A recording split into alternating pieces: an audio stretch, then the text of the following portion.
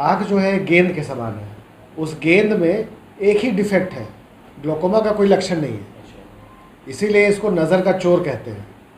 ये आपकी रोशनी कब चोरी करके चली जाएगी आपको पता भी नहीं चल। चोरी से बचने का उपाय ये है कि 40 के बाद आप हर वर्ष कम से कम एक बार अपने आँखों की जांच कराएं।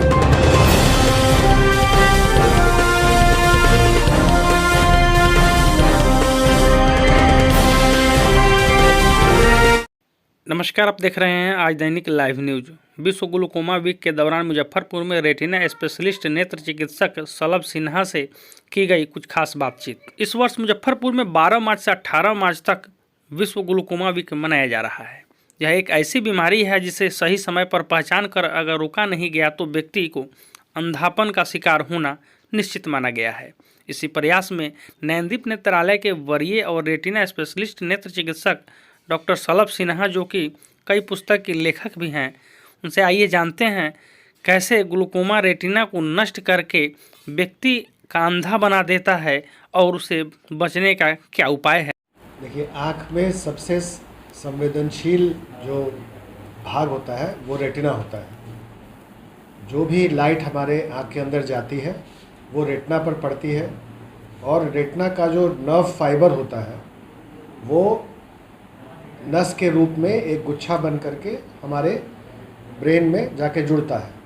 तो जो भी हम देखते हैं उसको वो करंट रेटिना पे जनरेट हो करके वो करंट ब्रेन तक जाता है उस नर्व के द्वारा।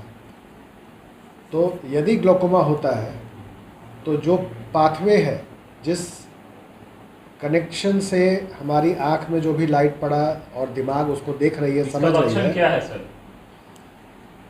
देखिए, ग्लोकोमा का कोई लक्षण नहीं है, इसीलिए इसको नज़र का चोर कहते हैं।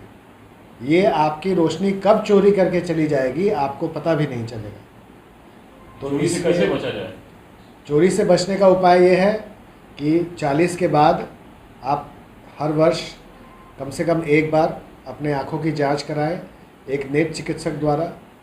उस जांच में आँख की प्रेशर की जांच होनी चाहिए, आँख के नस की जांच होनी चाहिए, तभी आप जान पाएंगे कि आपको ग्लोकोमा है या नहीं। यदि आपकी फैमिली में किसी को ग्लोकोमा अगर हुआ हो तो आपको भी चांस है कि आपको ग्लोकोमा हो सकता है, क्योंकि ये फैमिलियल डिजीज़ भी होती है, हेरिडिटरी भी डिजीज़ होती है। तो यदि आपके दादा दादी या नाना नानी या किसी भाई या बहन किसी को यदि ग्लोकोमा है तो आपको भी होने की संभावना ज़्यादा है। तो आपको ज़्यादा सतर्क रहने की ज़रूरत है। ग्लोकोमा क्या है सर? ग्लोकोमा हम जब आँख के जो ऑप्टिक नर्व है, जो नस है, यदि वो डैमेज होने लगती है तो उसको ग्लोकोमा कहते हैं। उसका मुख्य कारण है आँख के प्रेशर का बढ़ना।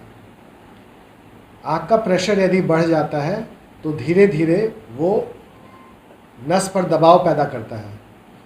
एक आँख जो है गेंद के समान है।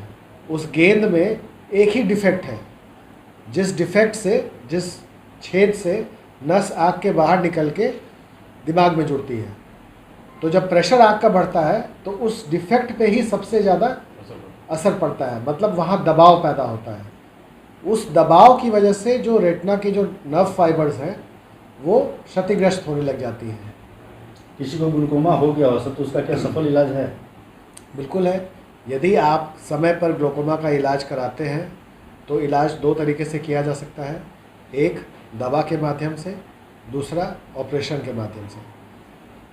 कभी कभी दवा काम नहीं करती है तो ऑपरेशन करने की ज़रूरत पड़ती है, या अगर हमें लगता है कि नहीं, इनका प्रेशर हमें इतना कम करने की आवश्यकता है क्योंकि नस की जो डैमेज है वो बहुत ज़्यादा हो चुका होता है, तो भी हम ऑपरेशन के बारे में बताते हैं। पूरी तरह से सक्सेस है? ऑपरेशन 100% सक्सेस नहीं है, क्योंकि कुछ सालों के बाद ये फेल भी हो सकता है। इसलिए लगाने के बाद नहीं, देखिए, इससे लेंस का कोई मतलब नहीं है। लेंस मोतियाबिंद के लिए लगता है। ये आपने बिल्कुल सही सवाल पूछा है, क्योंकि बहुत सारे लोगों के दिमाग में ये बात आती है कि लेंस लग जाएगा तो क्या नहीं दिखने लग जाएगा? नहीं, लेंस सिर्फ मोतियाबिंद के इलाज में इस्तेमाल किया जाता है, इसका इस्तेमाल ग्लोकोमा में नहीं किया जाता है। तो लेंस से इसका कोई उपचार नहीं हो सकता है।